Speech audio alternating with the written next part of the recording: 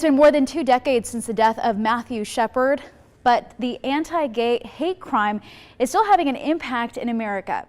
Hey guys, my name's Brooke and I enjoy reading about strange occurrences, true crimes, conspiracy theories, etc., and sharing my findings with curious and like-minded individuals. If you feel that you fit that description, please consider hitting the subscribe button down below. Today's case is one that I grew up hearing about a lot because it occurred in my home state just a few hours away from where I grew up, but considering this is a pretty monumental event in the history of the LGBTQ community, which evoked change in state and federal legislation, I feel like it's not really talked about as often as it should be. Learning about this case as a kid was probably one of the first real instances where I got a glimpse into how scary the world and people could be in general, and especially since it happened just a couple hours from where I spent about 16 years of my life, it was really just eye-opening and a little bit scary. Crazy how me at 8 years old could hear about this case and recognize how completely wrong and terrible it was, yet there are still adults who are walking the face of the earth to this day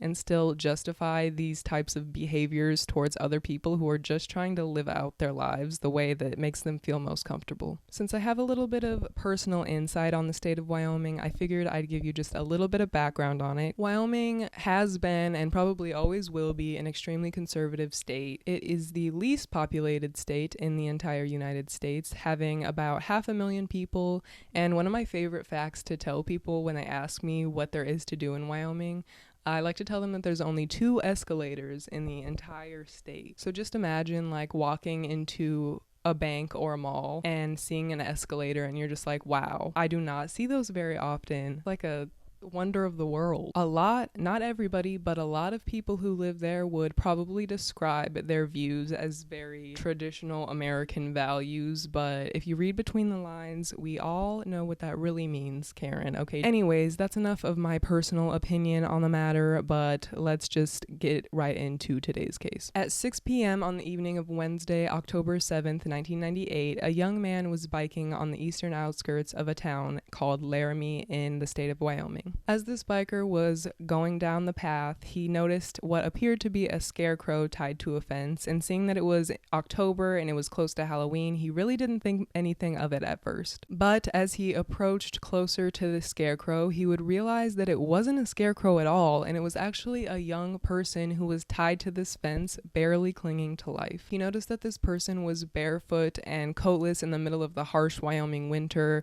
His hands were tied behind his back to this fence, and he was so badly covered in blood and struggling to breathe that at this point he would have been pretty much unrecognizable to anybody. Since cell phones weren't as common in the late 1990s as they are today, this biker had to run to a nearby neighbor's house where he would use their landline to call 911. When deputies arrived on scene, one of the first things that they tried to do was cut this person away from the fence, but when they tried to slide the knife between the person's wrists and the rope was tied so tight that they couldn't even do it. This person's face and head were so badly covered in blood, spare one tiny line down his cheek where a single tear had fell and wiped the blood away. Horrible. An officer on the scene continued to investigate the area and noticed that there was an identification card from the University of Wyoming, which would identify the victim as Matthew Shepard. Matthew Wayne Shepard was born in Casper, Wyoming on December 1st, 1976 to parents Dennis and Judy Shepard. He also had a younger brother named Logan, who he got along with really well. Most people who knew Matthew would describe him as a really friendly kid and the type of person that could get along with just about anybody. But this would not stop bullies at school from picking on him due to his small stature and his difference in interests. Unlike a lot of other boys his age, Matthew wasn't really big into sports, and he liked spending his time learning about politics, language, theater, things like that. Despite the bullying that Matthew endured in his younger years, this wouldn't stop him from really being the person who would go up to his peers or neighbors and just try to cheer them up when he recognized that they needed a shoulder to lean on. Those who knew Matthew said that he just had this type of of energy and feeling that when he looked into your eyes, you really felt seen and cared about. Matthew's mother, Judy, would state that from a young age, she knew something was a little different about her son because he was a little more on the feminine side, and for 3 Halloweens in a row, he even dressed up as Dolly Parton and got pretty good at doing an impersonation of her. Most people really got a kick out of it, but remember that this is Wyoming and it's a really conservative state, so some people just didn't find it all that funny. This wouldn't stop the unwavering and unconditional love that Judy had for her son. Matthew grew up and completed his education through the public school system in Casper, Wyoming, up until his junior year of high school, when his father would receive a job offer in Saudi Arabia in the oil industry in the summer of 1994. Being the adventurous person that he was, Matthew was really excited to leave his home state and even the entire country. After moving, Matthew really caught a glimpse of how many injustices took place in the world and how horrible people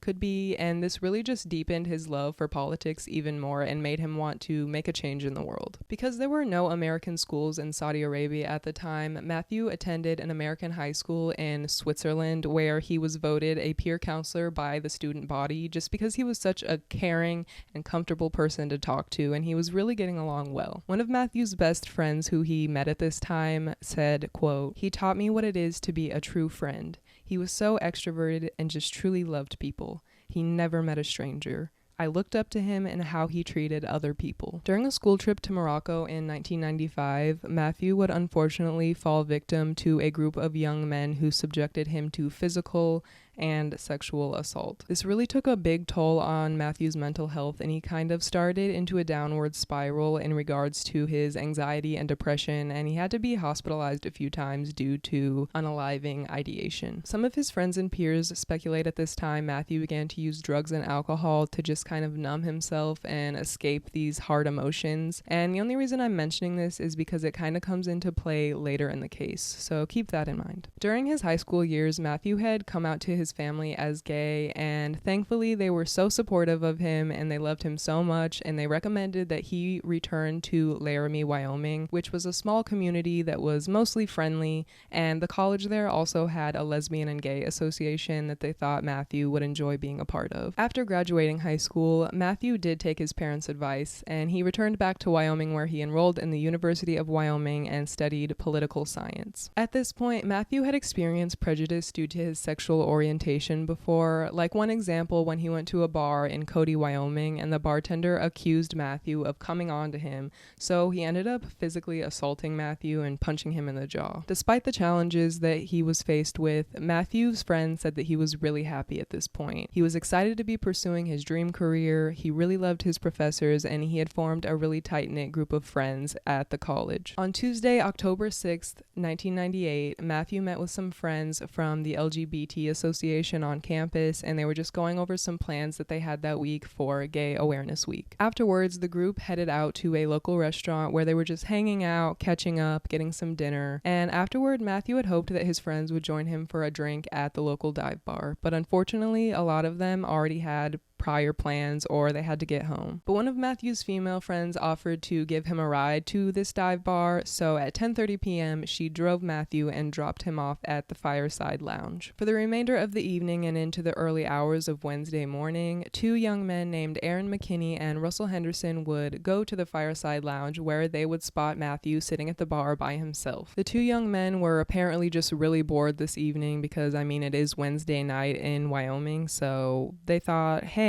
why don't we do something a little fun? These 2 decided that it would be a great idea if they pretended to be gay and came up to Matthew saying that they were going to a party and they wanted him to come. Matthew had just been sitting there minding his own business all night alone since his friends weren't able to join him, and he figured, sure, I'll go to this party. Why not? So the 3 men left the bar around midnight and headed to Aaron's truck. Once the 3 men were inside the truck and they were headed away from the bar and towards the outskirts of Laramie, Aaron and Russell would would admit to Matthew that there was no party and their plan was actually to rob him. Matthew at this point got a really bad feeling and he knew something bad could happen and he didn't want any trouble, so he just went ahead and handed over his wallet, which contained $20, his bank cards, and several forms of his identification. But this would not stop Aaron and Russell from proceeding to physically assault Matthew in the back of the truck. They would continue to drive to a very rural and remote location on the eastern outskirts of Laramie. Once they arrived at a location that they chose, Aaron and Matthew would pull Matthew out of the truck and tie him to this buck fence where they would proceed to beat and bludgeon him with both their fists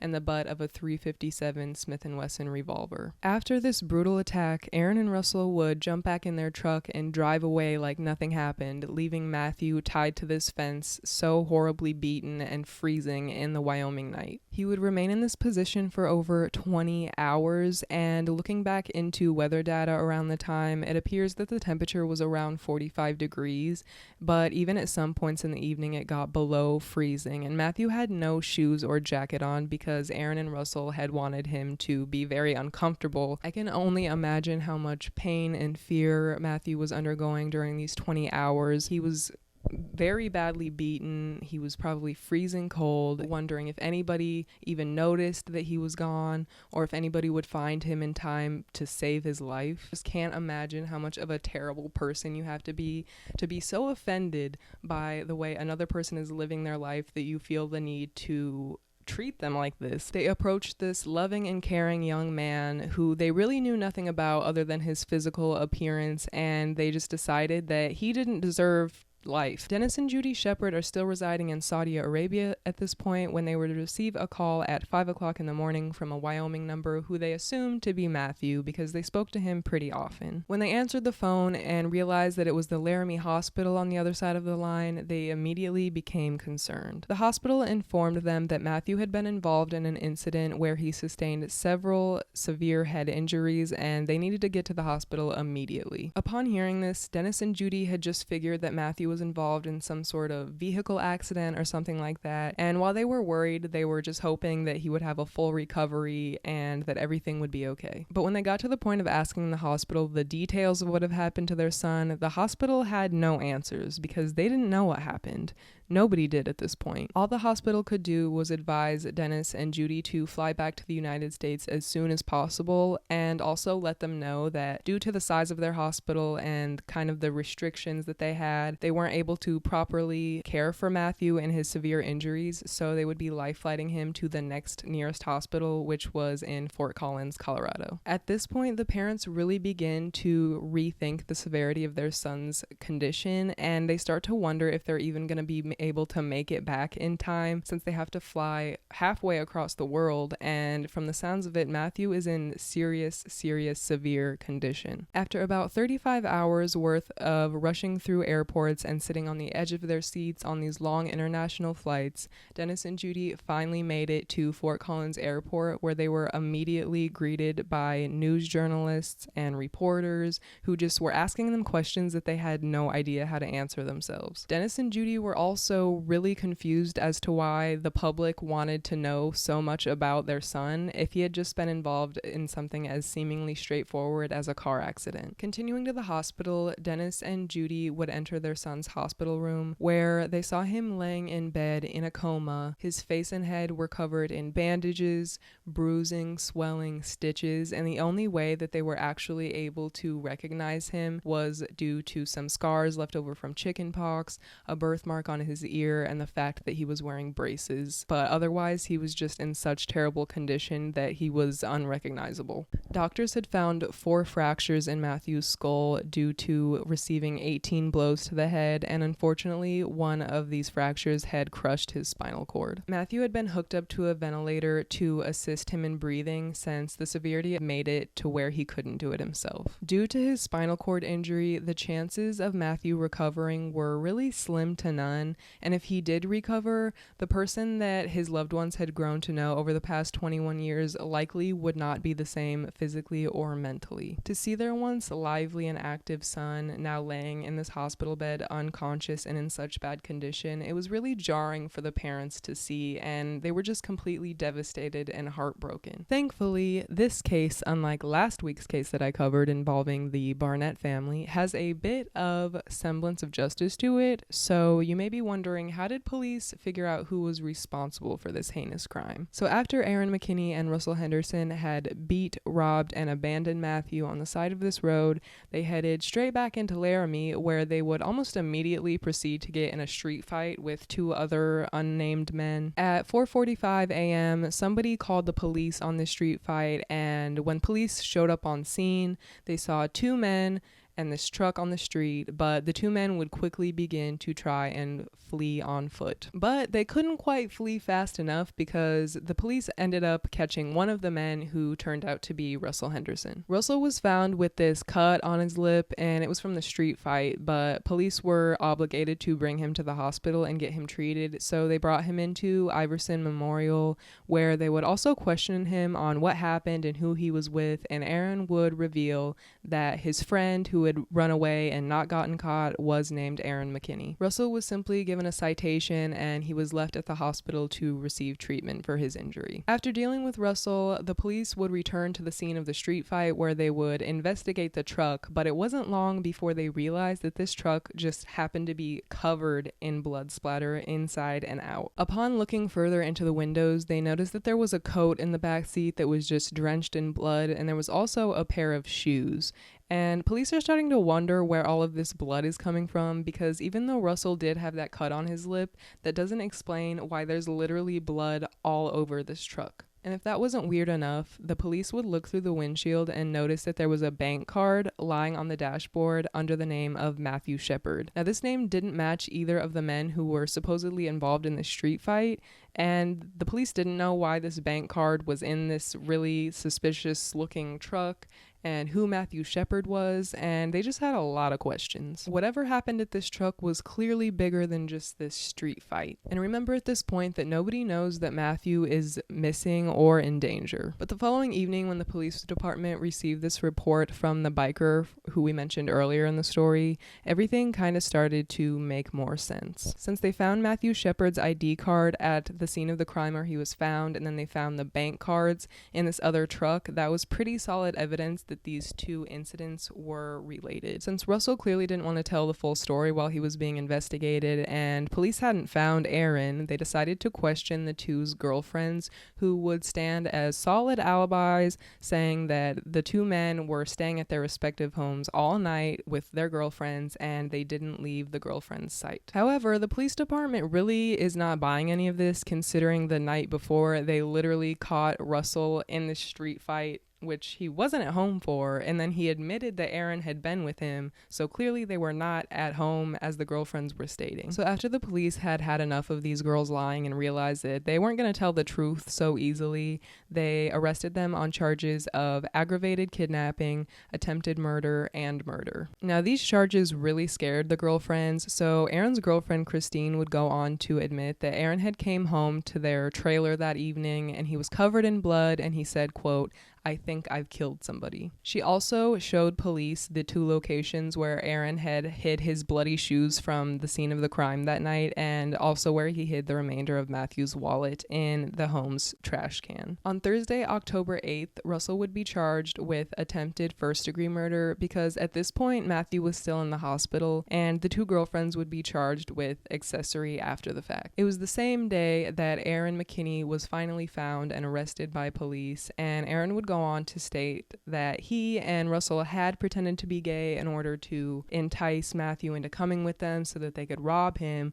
But then the story changes a little bit when Aaron claims that Matthew tried to come on to the two men and he became really physically aggressive and they were afraid for their lives, so they acted in self-defense. I don't understand how tying somebody up to a fence and making them defenseless while proceeding to beat the absolute living crap out of them constitutes self-defense, but go off, Aaron. While Aaron and Russell were awaiting their sentencing trials, they were writing jailhouse letters back and forth to each other. In one of Aaron's letters to Russell, he would state that he would take complete responsibility for the crime, that Russell was his best friend and he would do anything for him, and Matthew deserved what happened to him. And he even had the nerve to go on and call Matthew homophobic slurs in this letter, which it's like, haven't you done enough to this man and you're still continuing to sit in your cell and lie and talk about him horribly? Like, leave the man alone. And also, I think it's interesting how two people who are so homophobic that they'll go to the point of killing somebody are writing these really kind of like emotional letters back and forth to each other, which I'm not saying two homies can't be like platonic bros. That's perfectly fine and normal, but I just think it's really ironic how these two are like talking to each other, but they hate any sort of inkling of like femininity in a man. Okay. At this time in the late 90s, both federal and state law in Wyoming did not classify sexual orientation as a basis of a hate crime or discrimination. So although Russell and Aaron could not be charged with hate crimes, Matthew's loved ones really went out of their way to make sure that the public knew the true motive behind this terrible crime. Over the next several years, state and federal legislation would introduce bills that would include sexual orientation as a basis of hate crimes and discrimination, but time and time again, these bills would fail. It was finally on October 8th, 2009, when President Obama would sign into law the Matthew Shepard and James Byrd Jr. Hate Crime Prevention Act. If you don't know who James Byrd Jr. is and you're curious, he is a black man who was hunted down by 3 white supremacists and tied to the back of their truck, where they would proceed to drag him several miles down the road until he was just... That is a whole other story that I need to cover one day, but I think it's awesome that these two men were able to evoke such change in the legal system, but the thing is, they didn't really ask to do that. Matthew had wanted to learn about political science so he could really stand up for the injustices in the world and promote equality, and while he did make a change, it's really unfortunate that it had to happen in such a way. These two men were kind of forced to be martyrs for their communities, and they didn't ask for it. They just wanted to live their lives like normal, everyday people. On April 5th, 1999, Russell would plead guilty to first-degree murder, and he would be charged with 2 consecutive life sentences with no possibility of parole. During the sentencing, Russell's attorney would deny the fact that this crime was motivated by Matthew's sexual orientation, but that's interesting considering the fact that Russell's own girlfriend told the police that when he came home that night, he said that it was due to the fact of how he felt about gay people. So, seemed like it was pretty motivated by sexual orientation to me, but what do I know? Russell and his lawyer simply stated that they had only intended to rob Matthew and it had gone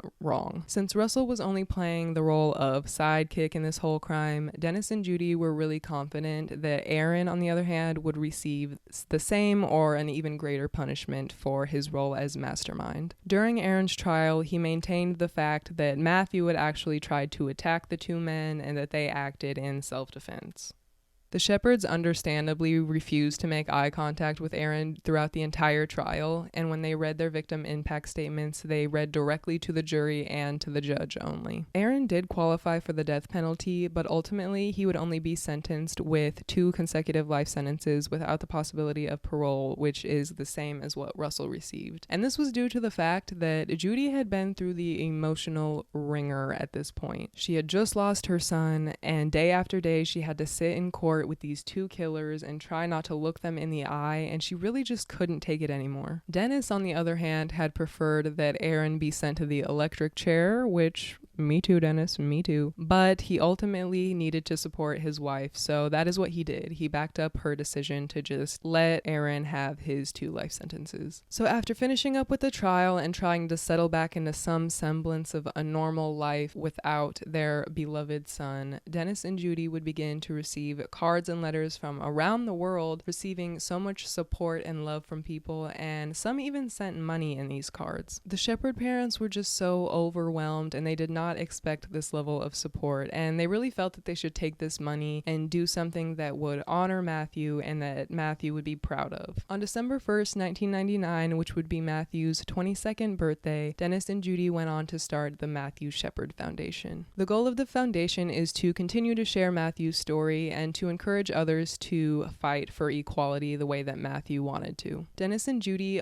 also wanted to take their expertise in the subject, and they went on to teach parents with children who may be questioning their sexuality how to best support those children and really just come together as a loving family rather than turning their backs and abandoning their children. Dennis and Judy travel to countries all over the world. They want people to know Matthew's story, but more importantly, they want everybody to know what a kind and caring soul Matthew was when he was still with us. I also wanted to point out a specific feature that I saw on the Matthew Shepard Foundation webpage. The feature is called Matthew's Place, and it's sort of a forum where parents and children or anybody who's part of the LGBTQ community can come on there and share their stories. People can respond and give their support, and I just think that's a really great resource for anybody who may need it, so I thought I'd put it out there. Matthew Shepard's story has continued to circulate throughout the years, and it's inspired several documentaries, movies, songs, plays, books. Unfortunately, there always has to be some miserable human beings who just have to spread hate to everyone else. So everybody's favorite hate group, the Westboro Baptist Church, held this protest against Matthew where they were holding up picket signs with these really horrible homophobic sayings, and they were even yelling anti-gay slurs at Matthew's parents who were there in counter protest. Like, I can think of a million better things that they could be doing with that time, and maybe